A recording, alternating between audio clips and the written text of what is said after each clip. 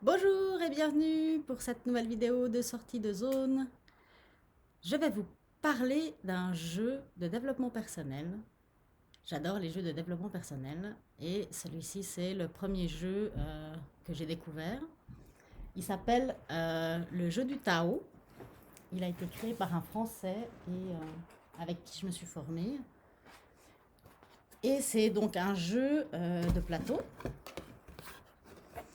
Il y a un plateau comme ça avec les 4 éléments.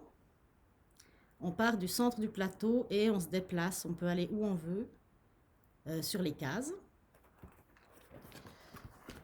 Et le but du jeu, c'est d'aider les autres joueurs à réaliser leur quête. Donc on part avec une quête au départ, qui peut être tout ce qu'on veut en fait, très très vaste et précise aussi. Et ensuite, on se déplace avec un dé. On lance le dé, on bouge notre pierre qui fait office de pion. Et on se déplace et on a des cartes à tirer de temps en temps, on a des obstacles qui peuvent arriver, des questions à répondre, d'autres choses aussi à faire. Donc une sorte de... Pendant 2 minutes ou 3 minutes, on a quelque chose à faire, il y a un sablier. Et ensuite, les autres joueurs vont nous donner leur feedback sur qu'est-ce qu'ils ont, combien ça leur a parlé, combien ça leur a plu, ce qu'on a fait. Et c'est comme ça qu'on avance et on se soutient en fait les uns les autres. Il y a cet esprit de coopération et à la fin du jeu, on prend un engagement pour des prochaines actions qu'on va pouvoir mettre en place pour s'approcher de notre but, euh, de notre but du jeu, de notre objectif principal, qui peut aussi, au travers de plusieurs parties, euh, s'affiner ou se changer aussi selon ce qui nous est arrivé pendant notre partie. Et c'est ce que j'aime dans ce jeu, c'est qu'il est complètement coopératif et qui, se, qui se joue, mais c'est du développement personnel, donc on a un impact dans notre vraie vie, parce qu'on vient avec un but, quelque chose qu'on veut accomplir dans notre vie, une quête, quelque chose qu'on recherche vraiment dans notre vraie vie. Et en sortant du jeu, on a des nouveaux outils, des nouvelles façons peut-être de voir pour accomplir notre quête. Donc c'est un jeu que j'adore, qui est... je vais prendre la boîte. Donc ça c'est la boîte, Tao le jeu, avec mon nom dessus parce que j'y tiens beaucoup. Et il y a avec un gros livre qui s'appelle Le jeu du Tao. Et si on veut, on peut aussi tout seul, si on a une quête, faire en fait, suivre les étapes et passer par toutes les cartes du jeu qui sont des questions. En partant au départ du premier monde qui est la Terre, là où on va entrer et énoncer notre quête, voir un peu pourquoi on a choisi cette quête-là. Ensuite, le monde de l'eau.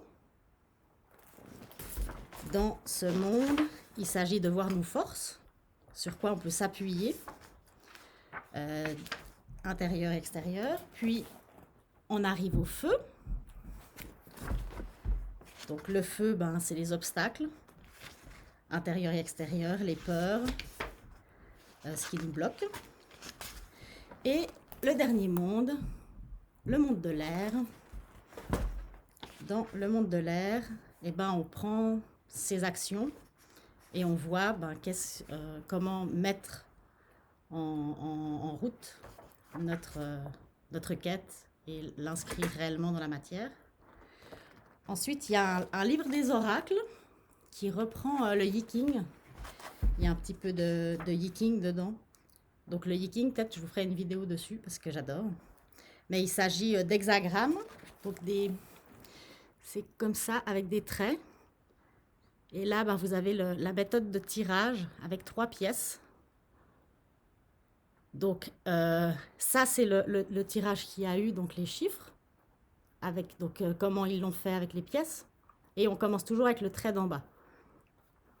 Donc là, si ça avait été 6, ben, ce serait ce dessin-là qu'on ferait.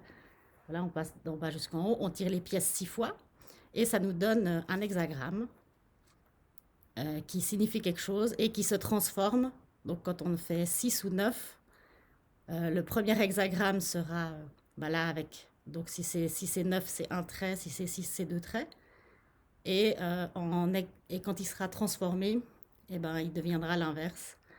Donc le 6 devient un trait long et le 9 devient deux traits. Et les 7 et 8 ne bougent pas.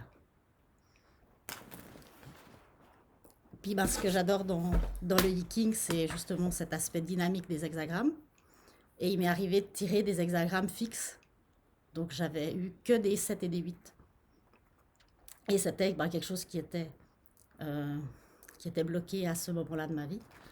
Et c'est pas une méthode de, vraiment pour connaître l'avenir, de divination.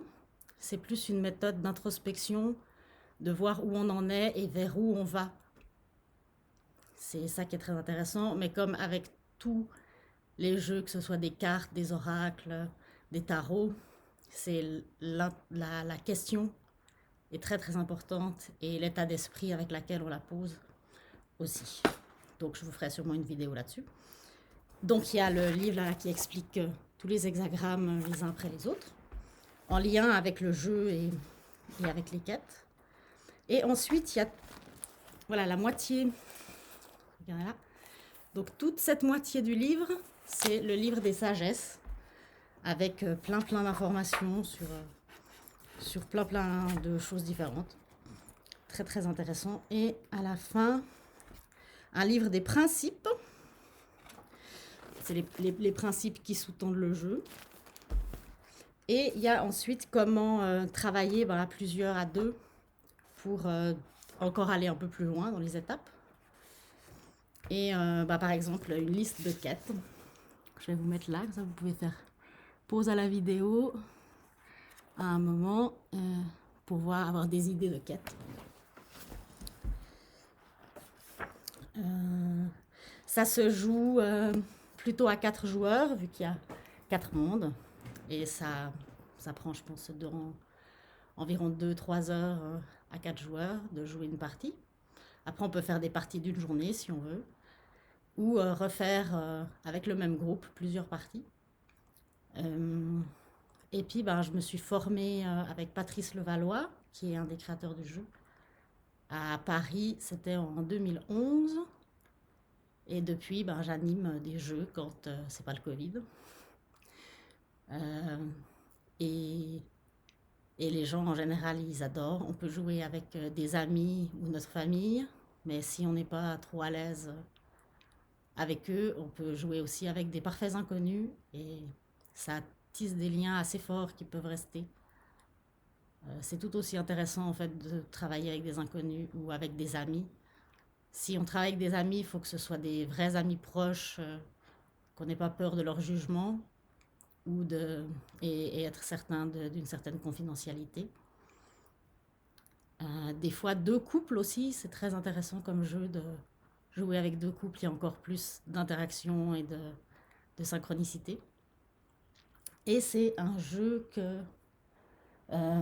qui a aussi un autre livre de la santé et du mieux-être, parce que beaucoup de gens ont la quête du mieux-être.